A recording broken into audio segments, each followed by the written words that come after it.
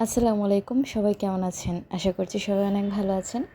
আজকে আপনাদের সাথে খুবই পরিচিত আর খুব মজার একটা ভিডিও শেয়ার করছি। সেটা হচ্ছে আজকে আমরা অনেক ধরনের জিনিস দিয়ে ভর্তা করব। এটা প্রথমে হচ্ছে কাঁঠালের যে মুচি বলে এটাকে, এটা পেড়ে নিচ্ছি।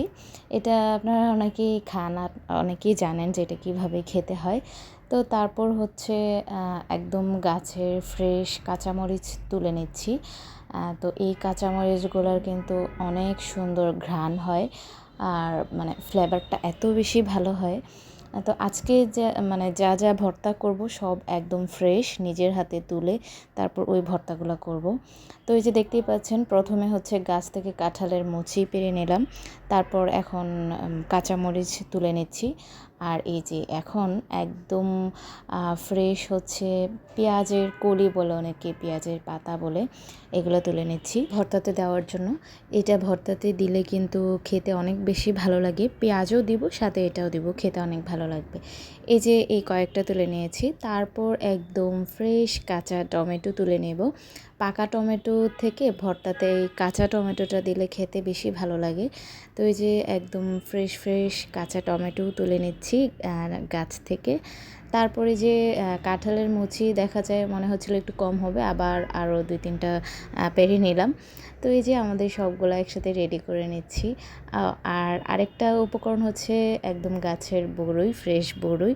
তো এই যে এইগুলো দিয়ে আজকে আমরা ভর্তা বানাবো। তো এখন হচ্ছে যে কাঁঠালের যে মুচি, ওইটাকে একদম চিকন করে গ্রেট করে নেব।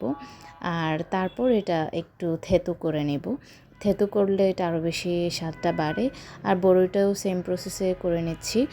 সবগুলো যতগুলা উপকরণ আছে সবগুলোই কিন্তু এরকম গ্রেট করার পরে একটু থেতো করে নিলে অনেক বেশি ভালো হয় আর কি খেতে। আর এই যে টমেটোটা এখন একটু চিকন করে কেটে নিয়ে তারপর এইটাকেও কিন্তু থেতো করে নেব।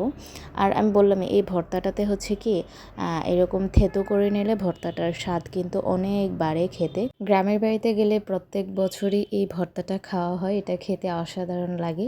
আর এবার পেঁয়াজগুলো কেটে নিচ্ছি। পেঁয়াজগুলো হচ্ছে এরকম সেম প্রসেসে একটু চিকন করে কেটে তারপর এই পেঁয়াজগুলোকেও কিন্তু থেতো করে নেব, খুব বেশি না, অল্প করে। এই যে সবগুলো উপকরণে কিন্তু থেতো করে নেওয়া কমপ্লিট।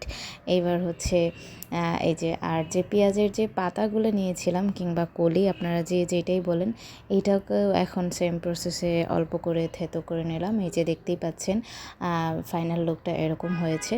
তারপর এই যে কাঁচামরিচ, এগুলা যখন থেতো করা হচ্ছিল কি সুন্দর যে একটা ঘ্রাণ বের হচ্ছিল, মানে আমার তো এখন আবার খেতে ইচ্ছে করছে। এত মানে সবগুলো এক হচ্ছে একদম দেশি জিনিস, একদম তাজা ফ্রেশ খেতে, এই জন্য আরও বেশি ভালো লাগছিল। এখন পরিমাণ মতো দিয়ে দিচ্ছি লবণ।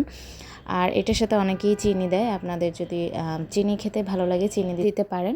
তবে আমার হচ্ছে টকের সাথে মিষ্টিটা ভালো লাগে না, এজন্য চিনি দেই নাই। তবে এটা ভালো করে মাখানোর পরে আরেকটা জিনিস অ্যাড করব, এটা দিলে কিন্তু স্বাদটা আরও বেশি বেড়ে যাবে। এটা হচ্ছে এই যে আচার। আপনাদের কাছে বড়ইয়ের আচার থাকলে বড়ইয়ের আচার দিতে পারেন, জলপাইয়ের আচার থাকলে যে আচারই থাকে ওইটাই দিতে পারেন। এখানে আমরা জলপাইয়ের আচারটা দিয়েছিলাম। জলপাইয়ের আচারটাও কিন্তু একদম হোমমেড। তো ফাইনালি আমাদের ভর্তাটা করা রেডি, এখন সবাই মিলে খাবো। উফ, সেই স্বাদ! এটা যে খেতে কী মজা! আপনারা যারা এভাবে খান সবাই মিলে খেতে কিন্তু আরও বেশি ভালো লাগে।